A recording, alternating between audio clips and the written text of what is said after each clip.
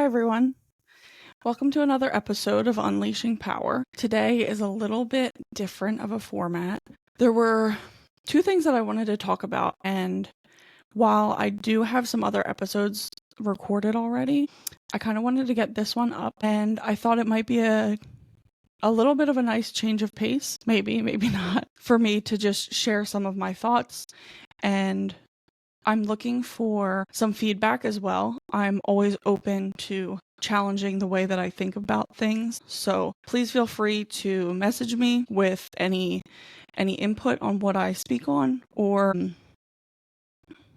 any other thoughts that you may have. So with that being said, the first thing that I wanted to touch on is this shift that I'm seeing in powerlifting, where there's a lot of people, and we've all seen this just from last year to the beginning of this year, a lot of people leaving USAPL going to Powerlifting America, which I think is good. I think is going to be challenging for those people who are choosing to compete against other monsters in their weight class and being pushed to that next level. The problem that I see with this is where the people who are choosing to switch are then acting like this is the only federation that exists. This is the only meets that are worth competing at, when these people were just competing at USAPL Nationals in September. It's this elitist mindset that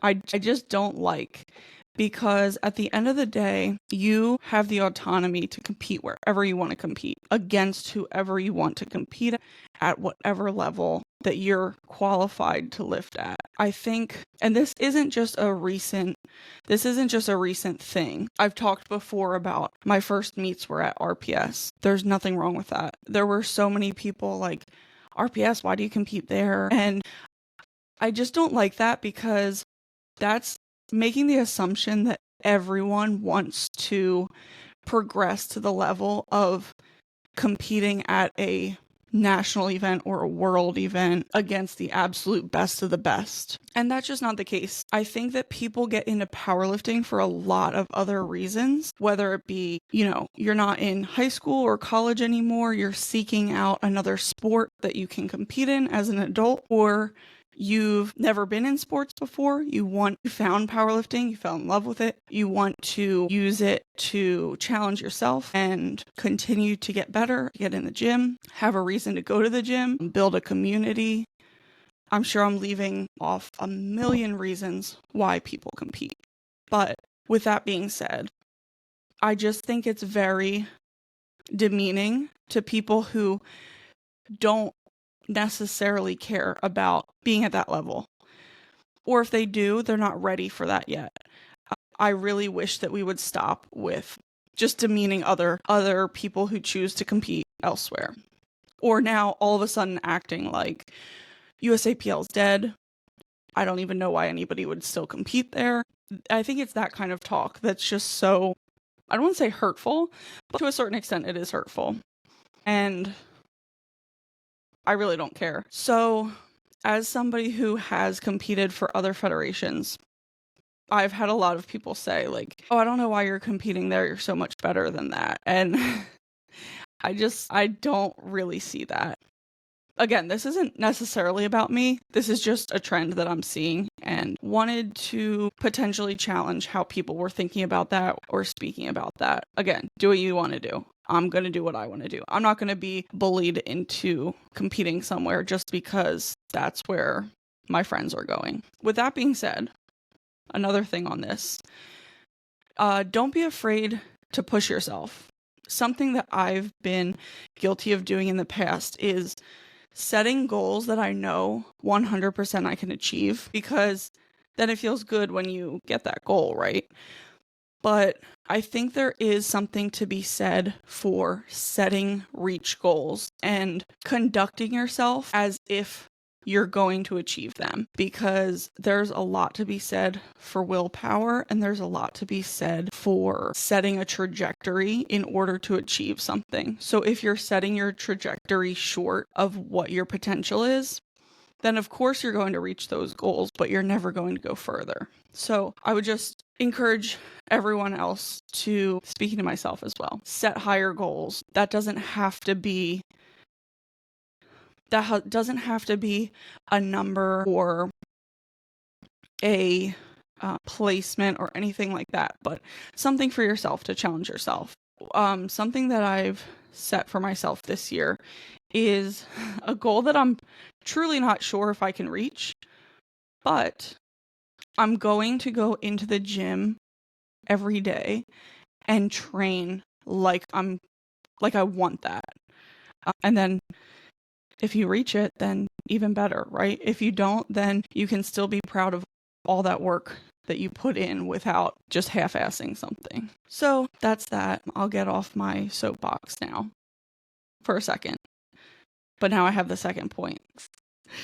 And again, I just want to reiterate, I don't think that I have all the answers. I don't think that I'm like some crazy, thoughtful, all-knowing person that nobody's ever thought of this before.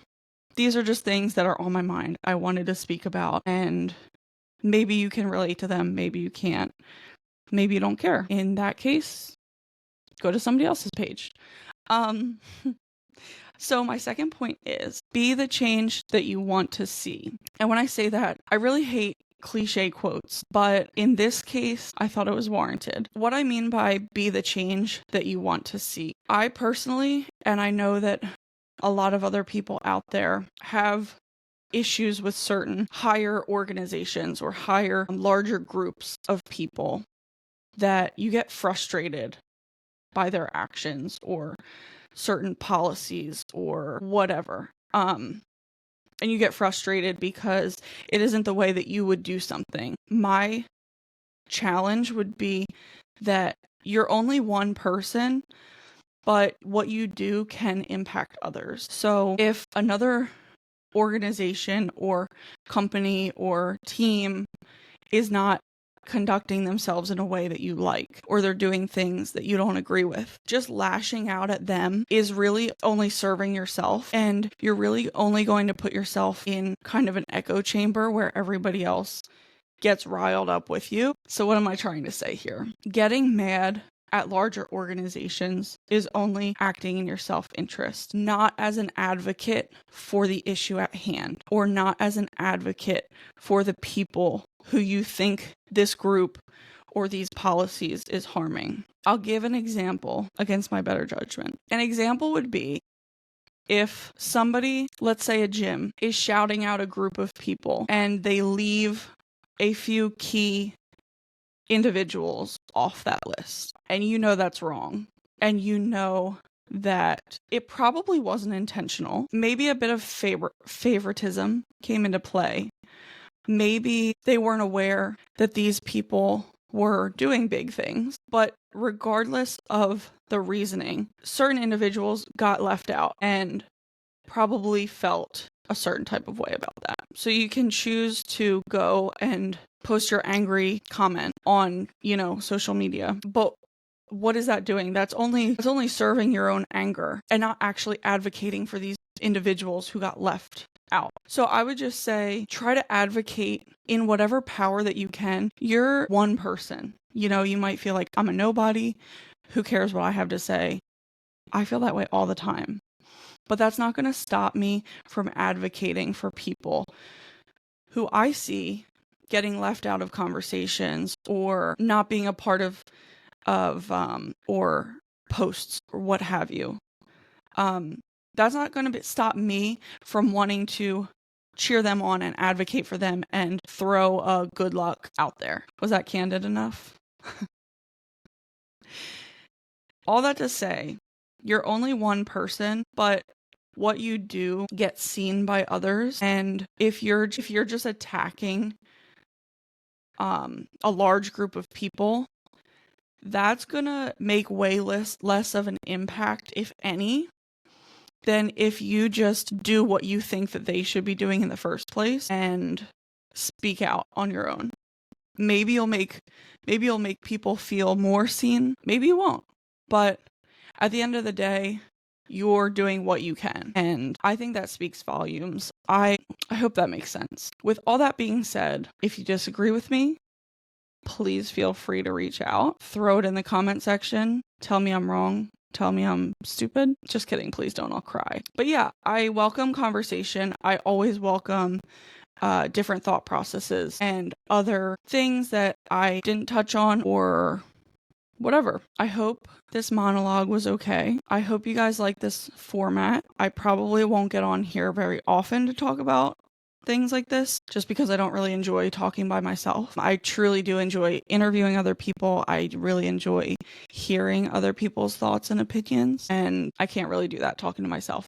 On top of that, in other news, I would like to do a PA States pre-cap podcast. So I think we're going to have 2 different episodes. Episode 1, we're going to talk about the men. Episode 2, we're going to talk about the women. And we're going to go through the roster. We're going to go through each weight class. And I'm going to have a few guests on. We're going to talk about the competitors and hopefully gather some excitement in anticipation of states, which I believe is the 3rd week in April, 4th weekend in April. So look for that coming in the next month. I'm trying to get the roster. Looking forward to the discussion and highlighting some big lifters. So I'm really excited for that, and I hope you are too. All right. That's all I got. I hope you all have a great day, great week, great month, and we'll see you in the next one.